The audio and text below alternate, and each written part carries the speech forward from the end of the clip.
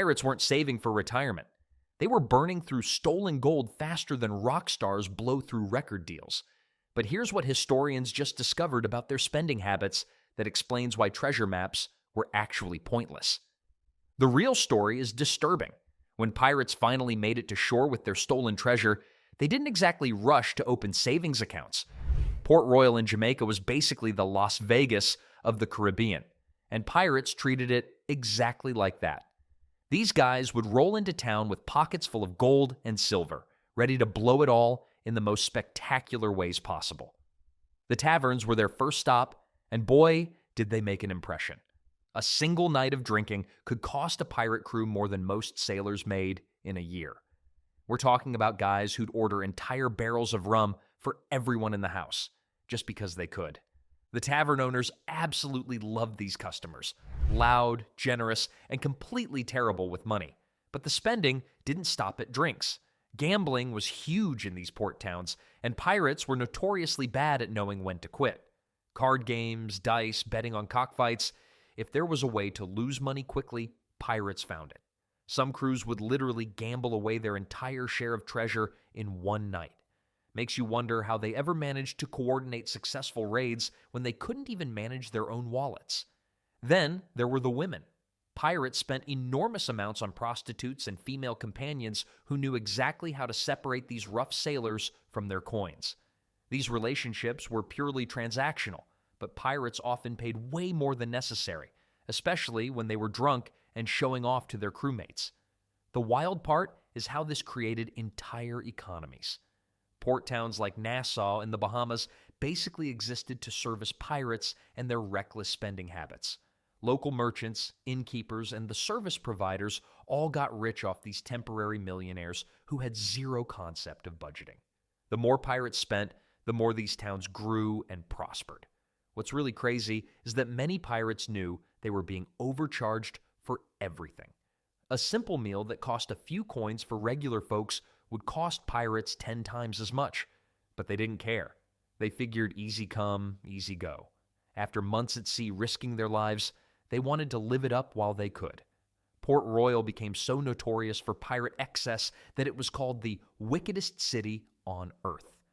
The money flowing through these towns was absolutely insane, all coming from guys who had no idea how to hold on to wealth. But here's the thing. While they were blowing fortunes on parties and gambling, some pirates were spending their treasure in completely different ways. Pirates took fashion seriously, way more seriously than you'd expect from guys who spent months at sea smelling like fish and gunpowder. But when they hit port with freshly stolen treasure, their first stop wasn't always the tavern. Many headed straight to the tailor shops and jewelry vendors, ready to transform from scruffy sea dogs into walking advertisements of their success. Captain Bartholomew Roberts owned 28 different coats. 28. The man collected silk jackets like modern people collect sneakers. His favorite was a crimson damask coat with gold trim that cost more than most sailors made in 3 years. Roberts understood something crucial about pirate psychology. If you looked rich and powerful, people treated you that way. Fear mixed with respect opened doors that cannons alone couldn't. Then there's the jewelry obsession. Pirates wore rings on every finger, gold chains around their necks, and yes, earrings were absolutely a thing, but not for the reasons you might think. Many pirates believed pierced ears improved their eyesight. Completely false, obviously, but it gave them an excuse to load up on expensive gold hoops and dangling gems. Some captains wore so much jewelry they practically jingled when they walked. Feathered hats became the ultimate status symbol. The bigger and more colorful the plume, the more successful the pirate appeared. Blackbeard reportedly paid the equivalent of $8,000 for a single hat adorned with ostrich feathers and peacock plumes. $8,000 for a hat. Meanwhile, his crew was eating hardtack and wondering why their captain looked like he raided a bird sanctuary. Caribbean tailors and jewelers absolutely loved pirate season. When the infamous cruise rolled into port, shopkeepers rubbed their hands together like cartoon villains. They jack up prices, knowing these guys had more money than sense and zero patience for haggling. A simple silver buckle that normally cost 5 pieces of 8 suddenly became 20 pieces of 8. Pirates paid it without blinking. The weird part is how this fashion obsession became a psychological weapon. When rival ships spotted a crew dressed in fine silks and glittering jewelry, they knew they were facing successful pirates. That meant these guys were dangerous, experienced, and probably had nothing to lose. Sometimes the clothes literally won battles before the first shot was fired. But all this fancy dress-up came with a price beyond just the money spent. Looking wealthy made pirates walking targets on land, where local thieves and con artists circled like sharks, which brings us to another major expense that kept draining pirate coffers faster than they could fill them. After blowing fortunes on fancy clothes and jewelry, pirates had another weakness that drained their coffers faster than a leaky ship: food. But we're not talking about hardtack and salted pork here. These seafaring bandits craved the finest delicacies money could buy. Fresh fruit became liquid gold when you'd been months at sea eating nothing but moldy bread. Pirates would storm into Caribbean markets and snap up pineapples, mangoes, and exotic fruits that cost more than most sailors earned in a week. The weird part is they'd often eat themselves sick after surviving on ship rations for so long. Spices drove them absolutely wild. Cinnamon, nutmeg, and black pepper weren't just seasonings. They were treasures worth fighting wars over. Pirates who'd stolen chests of silver would trade it all for bags of precious spices to make their meals taste human again. Some captains kept personal spice collections locked away like crown jewels. Then there's sugar, which might as well have been white gold in the 1700s. Pirates bought sugar by the barrel, not the pound. They dump it into everything: rum, coffee, even meat dishes. Coffee itself was another obsession that emptied pirate purses quickly. A single bag of quality coffee beans could cost what a craftsman made in months. Port cities knew exactly how to separate pirates from their stolen wealth. Tavern keepers would offer elaborate feasts featuring roasted pig, fresh lobster, and imported cheeses. These meals came with price tags that would make modern diners choke, but pirates paid without blinking. After months of eating weevil-infested biscuits, spending 50 pieces of 8 on one dinner seemed reasonable. The really smart merchants set up right at the docks. Pirates stumbling off ships would buy whole sides of beef, barrels of wine, and crates of delicacies before their sea legs even steadied. Fresh oysters, imported olives, fine chocolates, anything that reminded them they were alive and wealthy. But here's what's fascinating about all this food spending. Regular sailors ate like prisoners while pirates dined like kings, and this created a massive gap between social classes in port towns. Restaurant owners, spice merchants, and food vendors all got rich serving pirates who treated money like it grew on palm trees. Of course, eating well was just one way pirates kept their crews happy and loyal, because when you're leading a ship full of armed criminals, keeping everyone satisfied becomes a matter of survival. Smart captains understood that generous spending on the crew could mean the difference between loyalty and mutiny. Pirate captains faced a constant challenge that kept them awake at night. How do you keep a crew of murderous cutthroats loyal when everyone's armed to the teeth? The answer was surprisingly simple: cold, hard cash. Most pirate crews operated on a share system that would make modern CEOs weep with envy. Everyone got a cut based on their role and rank. The captain might take 2 or 3 shares, the quartermaster got 1.5, and regular crew members received 1 full share each. But here's where smart captains got creative with their spending. Beyond the basic splits, successful pirates threw money around like confetti to keep their men happy. Captains regularly paid for crew members' medical bills when they got patched up by port doctors. Lost an eye in battle? The captain covered the rum needed to numb the pain. Owed money to some angry merchant? A good captain might settle those debts to keep his sailor out of jail. Then there's the bonus system that really separated the wheat from the chaff. Pirates who spotted enemy ships first got extra gold. The man who boarded an enemy vessel ahead of everyone else earned himself a fat reward. Some captains even paid bonuses for particularly creative acts of intimidation that convinced merchant ships to surrender without a fight. Crew members didn't just pocket their earnings and call it a day. They spent those bonuses on everything from extra rations of rum to dice games that lasted until dawn. Many sent money back to families they'd left behind in distant ports. Others bought small gifts for sweethearts they visited during shore leave. But the real genius of generous spending showed itself during the lean time. When weeks passed without capturing a single prize, well-funded crews stayed loyal, while poorly treated sailors started whispering about mutiny. A captain who'd been free with his purse could count on his men sticking around when the going got tough.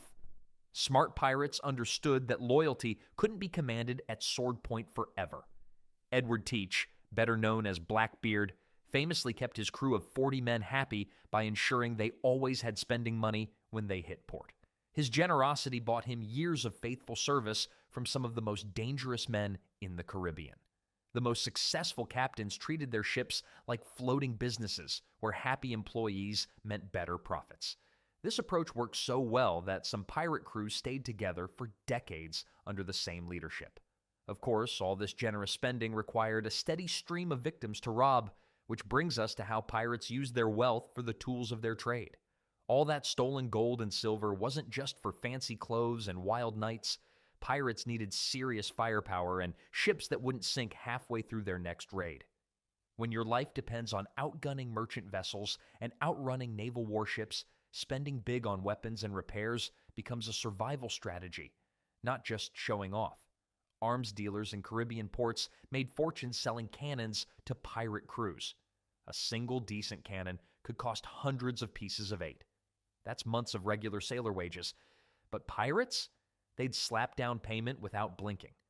Blackbeard's ship carried 40 cannons, each one representing a massive investment in his floating war machine. Then there were muskets, pistols, cutlasses, and boarding axes. Every crew member needed multiple weapons because when you're fighting for your life, backup plans matter. Ship maintenance ate through treasure chests faster than anything else. Salt water destroys everything it touches. Sails rotted, wood warped, and ropes snapped constantly. A decent set of replacement sails could cost as much as a small house on land. Pirates paid premium prices because they needed work done quickly and without questions asked. Regular shipyards often refused pirate business, so the ones willing to help charged whatever they wanted. Hull repairs were the real money drains. Cannon damage, storms, and simple wear meant constant patching and rebuilding. Some pirates essentially rebuilt their entire ships piece by piece over time. The wood alone for major repairs could bankrupt smaller crews, but what choice did they have? A leaky ship meant drowning, and a slow ship meant capture. Then there's the upgrade obsession that consumed many successful pirates. Faster ships meant easier escapes. More cannons meant bigger prizes. Reinforced hulls meant surviving naval battles. Edward England spent enormous sums converting merchant ships into proper warships, adding gun ports and strengthening decks to handle heavy artillery. Rope purchases alone tell an incredible story. Ships needed miles of different rope types, thick anchor lines, rigging cables, and delicate sail controls. Pirates burned through rope supplies because they pushed their ships harder than anyone else. Emergency repairs during storms or battles meant cutting away damaged rigging and replacing it immediately.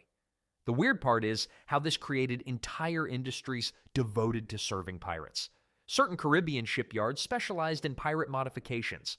Weapons merchants developed reputations for discreet, high-quality service.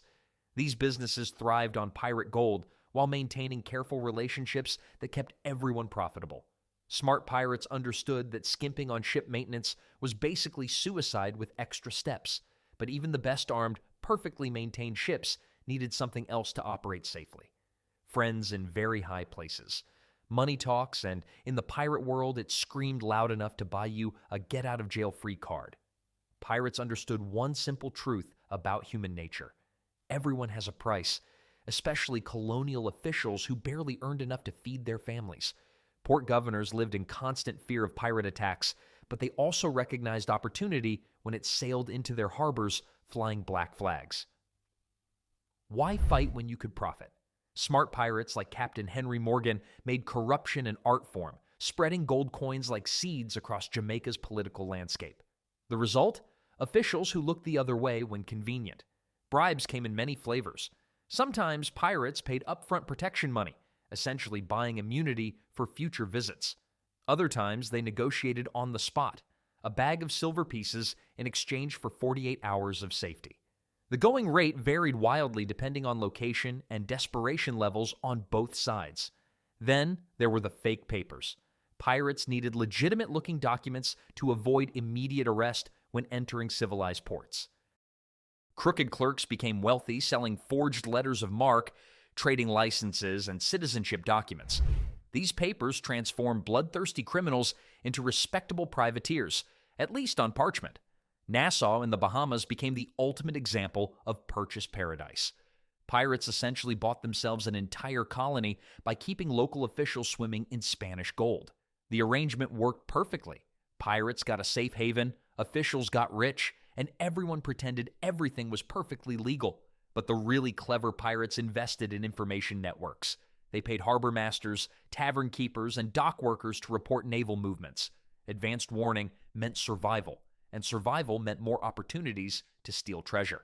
A few pieces of 8 could buy you knowledge about which merchant ships carried the best cargo or when warships planned to patrol specific waters. The corruption ran so deep that some governors actually partnered with pirate captains in business ventures. They'd tip off pirates about valuable cargo ships, then buy stolen goods at bargain prices. Everyone won except the original owners, who were probably floating face down somewhere in the Caribbean. Not every bribery attempt succeeded, though. Some officials had actual principles, and others feared their superiors more than they loved pirate gold. Pirates learned to read people quickly, approach the wrong person with a bag of coins, and you might find yourself decorating a gallows instead of enjoying a rum-soaked evening in port. These corrupt arrangements created entire economies built on illegal activity, but even the most successful pirates eventually discovered that political protection only lasted as long as the money kept flowing. After all that wild spending on rum and fancy clothes, some pirates actually tried something shocking, going legitimate. Well, sort of legitimate anyway. The smartest pirates knew the golden rule: you can't party forever without someone eventually putting a noose around your neck. When captains like Henry Morgan accumulated enough wealth, they'd start eyeing real estate. Land meant respectability. Houses meant status. Farms meant steady income without dodging Royal Navy ships every few months. But here's where things get interesting. Pirates made terrible businessmen. Take Blackbeard's quartermaster, who bought a massive plantation in Virginia with his share of Spanish gold. Within 2 years, his business partners had swindled him out of nearly everything. Why? Pirates understood violence and intimidation, not contracts and accounting books. Then there were the banking attempts. Some pirates tried depositing their loot with merchants or early colonial banks, usually under fake names. The problem was trust. Banks didn't exactly welcome customers who paid in suspiciously fresh Spanish coins. Plus, pirates had zero patience for the slow, steady returns that legitimate investments offered. Captain William Kidd famously invested in New York property before his final disastrous voyage. He owned houses, had merchant partnerships, even rubbed shoulders with colonial governors at dinner parties. The irony? His attempts at respectability made him overconfident, leading to the treasure hunt that ultimately got him hanged. The weird part is how many pirates kept getting pulled back to sea. They'd buy shops, taverns, or small trading vessels, then watch their profits trickle in at a snail's pace compared to one good prize ship. Within months, they'd be back to their old tricks, leaving behind half-finished businesses and confused partners. Some got creative with their investments. Jean Lafitte ran what was basically an early shopping mall for stolen goods in New Orleans, technically illegal but dressed up as a legitimate auction house. Pirates loved these gray area businesses because they could use their old skills while looking respectable. The success stories were rare but real. A few captains managed to retire completely, becoming plantation owners or merchants who never spoke about their past. Their neighbors knew something seemed off about these wealthy newcomers who flinched at unexpected sounds and kept way too many weapons around the house. Most pirate business ventures failed spectacularly, leaving behind angry creditors and empty warehouses. But the money that did stick around, that's where family connections became crucial, and those stories reveal some of the most surprising pirate secrets of all. Behind every notorious pirate captain was often a secret nobody talks about much: family. Yeah, these rough sea criminals actually cared about their loved ones back home, and they put serious money where their hearts were. Captain Henry Morgan didn't just hoard his Spanish gold for himself. He regularly sent chunks of his treasure back to Wales, making sure his relatives lived comfortably while he terrorized the Caribbean.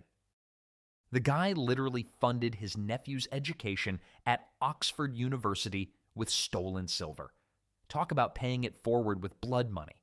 Then there's the fascinating case of female pirate Anne Bonny, who secretly funneled portions of her loot to her estranged father in Ireland. Despite their rocky relationship, she couldn't let the old man struggle financially. Pirates had complicated family dynamics just like everyone else. But the really wild part, some pirates created elaborate inheritance systems that would make modern lawyers jealous. They developed secret codes and symbols to help family members locate hidden treasure caches years later. Captain William Kidd supposedly left coded maps for his wife and daughters, though most of his fortune was never recovered. Many pirate captains paid for their children's schooling in distant cities, often using fake names and cover stories. These kids grew up never knowing Daddy was terrorizing merchant ships for a living.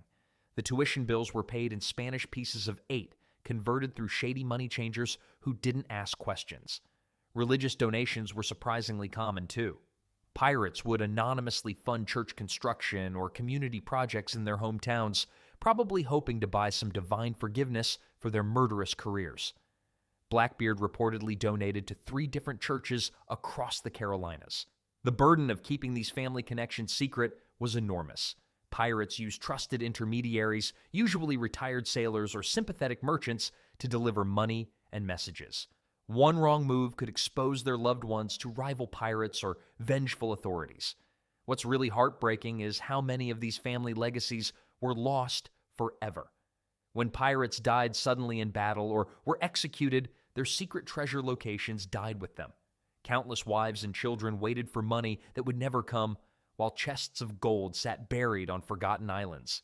Some pirates even established what we'd recognize today as trust funds, leaving money with reliable contacts who would dole out payments over time.